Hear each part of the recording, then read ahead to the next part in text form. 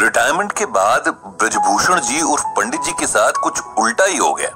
जहां लोग आमतौर पर रिटायरमेंट के बाद समय काटने के लिए वो सारे काम करने लगते हैं जिनसे जिंदगी भर वो बचते रहे थे, जैसे कि सुबह शाम घूमने जाना, आस पड़ोस में दोस्त बनाना, पौधों में पानी डालना वगैरह वगैरह। लेकिन पंडित जी का हाल कुछ उल्टा ही था। उनके पास उनका गीता ज्ञान का ब्लॉग था, जिसके जरिए उन्होंने जाने कितने लोगों से दोस्ती कर ली थी।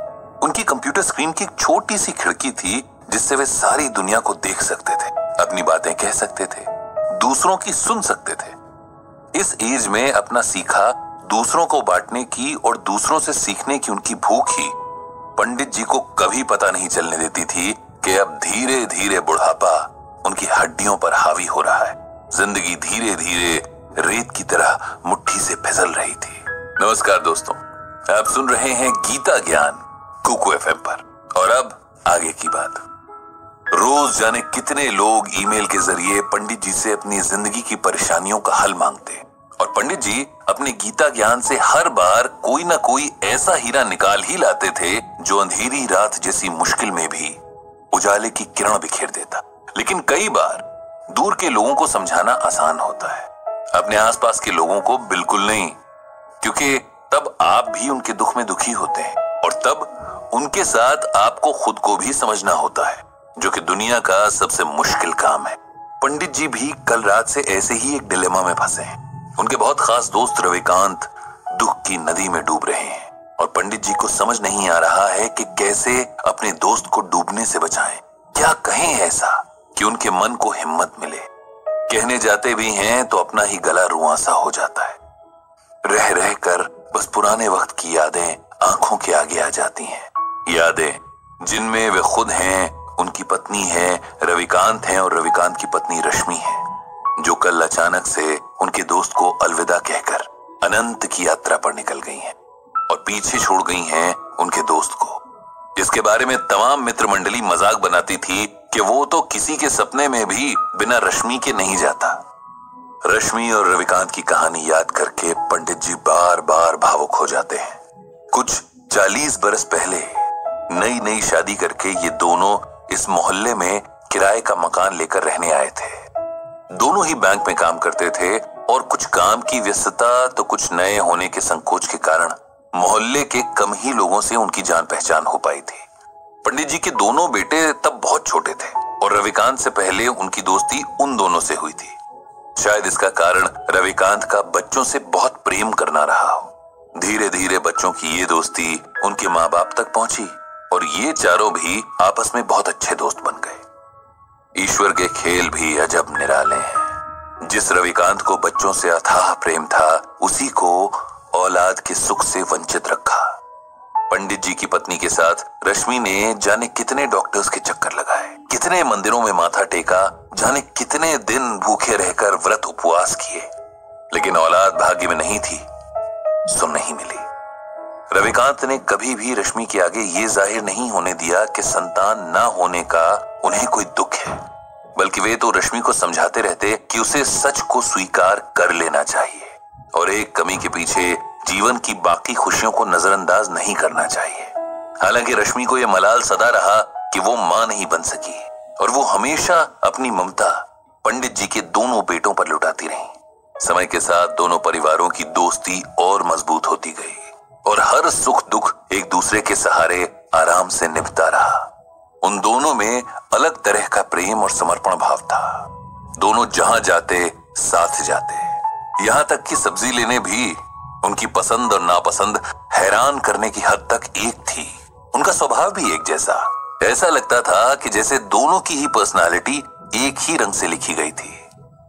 उनके मन एक ही सांचे में ढाले गए थे। एक दूजे के बिना उन दोनों की कल्पना भी नहीं हो सकती थी। और आज वही जोड़ा टूट गया था। जो अकेला छूट गया था, उसके बाकी बचे जीवन की कल्पना भी अब मन में सिहरन पैदा कर रही थी। किसी तरह बड़ी मुश्किल से रविकांत को सहारा देकर उन्होंने अंतिम क्रिया से जुड़ी विधियां करवाई थी। रविकांत का हाल ऐसा था कि जिसे देखकर पत्थर भी पिघल जाए। उसका विलाप, उसके आंसू देखकर तो मौत के देवता की आंखें भी भर आई होंगी। कभी मजाक में शायद रश्मि ने रविकांत से कहा होगा कि अंत समय में उन्हें गंगा किनारे जलाया जाए और उनकी अस्थियां मां गंगा की गोद में बहाई जाए। सो उनकी इसी इच्छा का सम्मान करते हुए रविकांत ने पंडित जी से रश्मि को हरिद्वार ले जाने की बात कही और इंतजाम करने का अनुरोध किया। हरिद्वार के पूरे रास्ते जैसे रविकांत बेसुध थे। उन्हें देखकर ऐसा लग रहा था कि मानो ये दुख में डूब जाना चाहते हैं। न उनके उबरने की शक्ति बची थी और न ही इच्छा। रविकांत को कुछ होश नहीं था कि कब लोगों ने जबरदस्ती उनसे अंतिम क्रिया की रस्में करवाई और कब उन्होंने किसी और के सहारे से खड़े होकर रश्मि को अंतिम विदा देकर अग्नि के हवाले कर दिया। उनकी नजरों के सामने बस राख थी, ठंडी और बेजान। इधर अंतिम संस्कार के साथ आए लोगों के लिए पंडित जी ने नाश्ते का इंतजाम करवा दिया था। सब उधर बिजी थे और रविकांत अकेले एक बेंच पर बैठे जाने दुख के कितने गहरे समंदर में डूबे जा रहे थे। दूर खड़े पंडित जी ये सब देख रहे थे। उन्होंने तय किया कि उन्हें रविकांत को इस सदमे से बाहर लाना ही होगा, उन्हें सच को स्वीकार करने का हौसला देना ही होगा, क्योंकि अगर यह अभी न हुआ तो कभी नहीं हो सकेगा। रविकांत के पास जाकर उन्होंने धीरे से उसके कंधे पर हाथ रखा और ऊंची आवाज में भगवद गीता का ये श्लोक पढ़ा। नैनम छिंदन्ति शस्त्राणि नैनम दहति पावकः न चैनम क्लेदयन्त्यापो न शोष्यति मारुतः। जानते हो रविकांत, इस श्लोक का अर्थ क्या है? श्लोक का अर्थ है आत्मा को न औजार काट सकते हैं, न आग उसे जला सकती है, न पानी उसे भिगो सकता है, न हवा उसे सुखा सकती है। आत्मा अजर और अमर है। ये श्लोक श्रीमद् भागवत के दूसरे अध्याय में है, उसी गीता में जो स्वयं भगवान श्री कृष्ण के श्रीमुख से अमृत बनकर बरसी और जिसकी ज्ञान गंगा में भीगने वाला हर मन मोक्ष पा लेता है। रविकांत का ध्यान आज सुनी हुई सारी बातों में बस इसी बात ने थोड़ा सा उसकी ओर खींचा। उन्होंने पंडित जी से पूछा कि उनके सुनाए श्लोक का यहाँ क्या मतलब है, क्या संबंध है? क्योंकि तुम शरीर और आत्मा का फर्क भूल रहे हो मेरे दोस्त। अपनी प्रिय पत्नी के शोक में तुम इस सच को अनदेखा कर रहे हो कि उसका सिर्फ शरीर नष्ट हुआ है, उसे चलाने वाली आत्मा नहीं, क्योंकि आत्मा तो अजर अमर है। एक शरीर से दूसरे शरीर की यात्रा करती है, एक जन्म से दूसरे जन्म का फेरा लगाती है।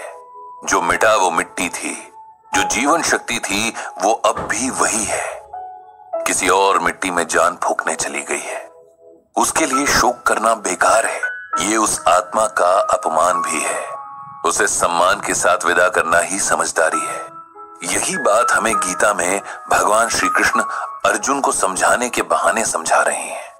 हमारे मोह माया के बंधन हमें सच्चे लगते हैं, लेकिन सच सिर्फ एक है और ये वही सच है जिसे भगवान श्री कृष्ण ने अर्जुन को बताया है कि आत्मा अजर और अमर है। इसीलिए शरीर के प्रति प्रेम रखना व्यर्थ है। तुम्हारी रश्मि की देह का साथ तुम्हारे साथ बस यहीं तक का था।